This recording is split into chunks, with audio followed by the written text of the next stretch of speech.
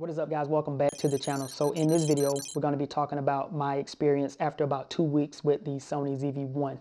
So let's go ahead and dive right in. So after about 2 weeks with the ZV-1, I came to a really good conclusion already as to the quality that it's putting out. And number one, the quality is amazing. I'm loving the quality. I've actually put it side by side with the iPhone, and the ZV-1 is totally beating out the iPhone, hands down. But I can doctor up my iPhone footage and get it pretty much right on par. But you got to remember, shooting with the Sony ZV-1 versus the iPhone, different sensors and things like that. I'm pretty sure the ZV-1 is by default is supposed to beat the iPhone. So number one, the quality that it's putting out is great. One of the issues that I was running into with the ZV-1, though, just to kind of get this out of the way, is color profiles. Now, shooting straight out of the ZV-1 looks amazing, but there was a video or two, I think I got about 4 videos that we've shot with the ZV-1, and in that time frame, I was trying to figure out, my settings for the ZV-1 as far as, shooting, what picture profile I want to shoot in, trying to do HLG and things like that. So I really need to, hone my skills in on what picture profile I want to go with. Lately, I just been shooting in the standard profile and just letting the camera, do the work. Well, I do put it in manual because I understand ISO and all that stuff. So I've been putting it in manual, but I have been shooting in the standard profile. Sometimes I let the ISO be on auto to see what it chooses, to see if that's a good ballpark of where I want to be, and then I may adjust from there. But for the most part, I shoot in manual. So another thing about the ZV-1 that I have noticed within these 2 weeks that I want to consider to be a pain in the butt is taking off the ZV-1, well, removing the ZV-1 from the tripod and having to get to the SD card. So I already got a rig coming in, well, a cage coming in. It should be coming in here soon, so that we can alleviate that issue. But that's a huge issue for me, is the time. It's basically the workflow. So with the ZV-1, my workflow is a little different from with the iPhone. With the iPhone, I can just push content straight over to my iPad. With the ZV-1, anything that I shoot with the ZV-1, whether I just want to check it or whatever the case, without having a cage on it, I have to remove it from the tripod, unscrew, my actual clip. That's what my, I have to unscrew the actual tripod head or whatever you want to call it, ball head. Have to take that off just to get to the SD card. But editing off of the SD card now on the iPad, that's easy. So once I get that done, I can easily edit. But I will say the workflow has changed from the iPad to the from the iPhone to the ZV-1. It has changed significantly. But I will say that I'm pretty sure when I get the cage and I can access the door without having to take things off the tripod and all of that, I think I'll be better off. So we'll come back and revisit that at a later time. But right now, workflow has been a little bit different. So I think the biggest thing within these 2 weeks that I've learned with the ZV-1 Vice shooting with other cameras is the fact that I'm not and never have been a Sony shooter. Now, I did have a Sony camera years ago, but it wasn't on the caliber of a ZV-1. But I'm primarily a Canon user and an iPhone user. So coming from, seeing that color profile and those, and the way those produce, video to come into Sony, it was actually kind of hard because I was looking at it thinking that the quality wasn't that great until I really dialed in my little settings enough. And now I see that the quality coming out of the ZV-1 is way better than my DSLR, and it's even way better to me than my actual iPhone. That's just my personal experience. But at the same time, like I say, I had to really take a step back and just look at the actual footage and just say, you know what, let me stop thinking that I need this to look like my iPhone. So when I was shooting with the ZV-1 and I was editing it, I was thinking to myself, it's not looking better than the iPhone, but I was actually trying to tweak the ZV-1 to look like the iPhone, so I had to get away from that. And once I got away from trying to make the ZV-1, I guess, mimic the Canon or mimic, my iPhone, is when I actually realized how much the ZV-1 just outshines them both.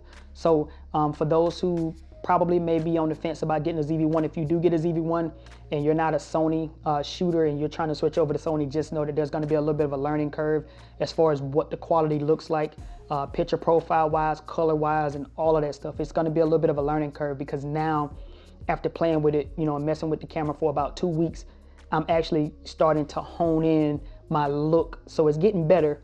I'm not sure what this is going to look like until after the fact when I go into post, but I feel like I'm finally starting to find my color and what I want it to look like and how I want, and I'm basically almost getting what I want from this camera 100%. So I'm getting there. It's gonna take a little bit of, it's gonna take a little bit of time, but I'm probably about 85% there. So I still got a little bit of tweaking I need to do in order to hone in my look off the Sony ZV-1. And another thing that I love about the ZV-1, man, is the little flippy screen, man, that comes out to the side. So I can actually see myself on the screen instead of having to, you know, set up one iPhone and then set up the other one as a, you know, secondary monitor. It's all right here on the camera. So now I don't have to worry about that. So that's another huge thing that has helped me with this content creation, is having that little side flippy screen. It's amazing to have that screen, guys. I promise you, if you've never had a little flippy screen before and you finally get the little flippy screen and you can see yourself, it's amazing. Now, one of the biggest things that I gotta say that I may not be a huge fan of is the menu system. Right now, the menu system just takes me to a whole, like, it feels like a dictionary, and it's very, very, like, to me, it's kind of organized. Let me be honest, it is organized, but it's just so many different things that you can change in this camera. You know, when I look at my iPhone menu, which is really nothing from Filmic Pro, there's not a huge menu, or my little, you know, DSLR, which is an old DSLR, that menu system on Canon is just is very simplistic. But this Sony menu on the ZV-1, when I first started diving into it, it was giving me like anxiety or something. I was like, there's so much stuff and I don't know what to change, and I don't know what this is gonna do, and I don't know if this is gonna, you know, affect the camera, and what way will it affect the camera. So what I ended up doing is, to be honest with you guys, I ended up factory resetting this camera about 3 times, guys, just because I was not sure what I was doing as far as the settings is concerned. I just wasn't, you know, up to speed on, you know, if I change this, what is it really gonna do? And yes, there's a little information button and things like that, but I didn't even realize that as well. So the menu system, as of right now, after about 2 weeks, I'm getting the hang of it. I finally figured out how to, like, you know, set up my little memory recalls and assign different buttons and things like that. So that's been helping me. So I've actually kind of got it down a little bit. So I'm feeling like I'm getting better with the menu system. So one of the biggest features that I do love about the ZV-1 and that I've been playing with within these 2 weeks is the defocus, the background button, you know, that little bokeh, that little blurry background. Now, coming from an iPhone, using Filmic Pro, I know how to blur out my background and do it manually. But right here on the ZV-1, it's just a touch of a button. All I do is touch the button and it can defocus my background for me, like that simple and quick and easy. So I don't even have to really think about it. I just got to make sure the button is pressed. It'll defocus my background, and I don't have to go in and make little tweaks like I would have to do on my iPhone to get that little blurry background effect. So that's like a huge plus with having the ZV-1 over the iPhone that I typically shoot with. So another thing that I like about the ZV-1 is the fact that it has a microphone jack. So right now, I'm able to take advantage of all of the wireless microphone systems that I have. And today, I wanted to record this video with the Fold microphone just so I can see what it sounded like coming from the ZV-1. But in the future, I'll make sure I come back and do videos on each wireless microphone system that I do have, and we'll pair it up with the ZV-1 so we can see what that quality sounds like, in case you're on the fence about getting one, but we'll do that. But that's, having that microphone jack on the side is just a plus, because now I can plug in many different microphone systems, my shotgun mic. I could do a lot of different things, and I don't have to actually have an adapter like on my iPhone.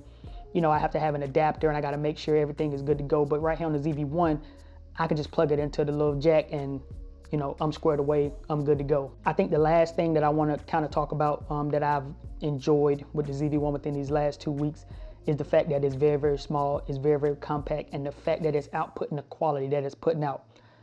In my honest opinion, I think if you're gonna do YouTube in any fashion, you know, talking headshots like this, B-roll, whatever the case, I personally think that the Sony ZV-1 is the best camera that you can get for doing, you know, YouTube or just any type of content creation, to where you don't, you know, have to go out and spend X amount of dollars for a Sony a7S III, a, you know, 7 IV, whatever else they got out there, right? You don't have to go out and do that. You can get you a Sony ZV-1 and get some great quality. You can also go up to 4K 30, which I think is great. We probably want 60, but 4K 30 is enough, at least right here on YouTube. Hell, 1080 60 is enough right here on YouTube.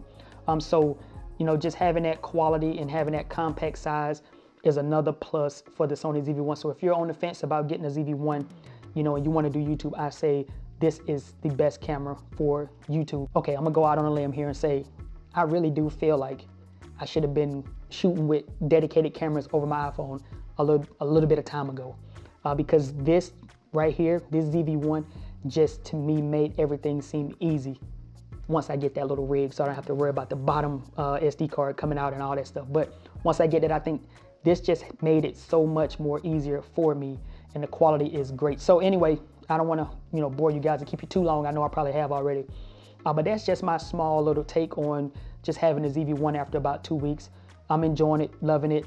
Camera's great, best camera for YouTube for me, at least right now I think it is. And this will be our main shooter for 2022. Anyway, it's been your boy Jay. If you found this video helpful in any way, make sure you subscribe, do all that little stuff at the bottom. You already know what that is, man. So I'll see y'all in the next video, all right, man? Peace out.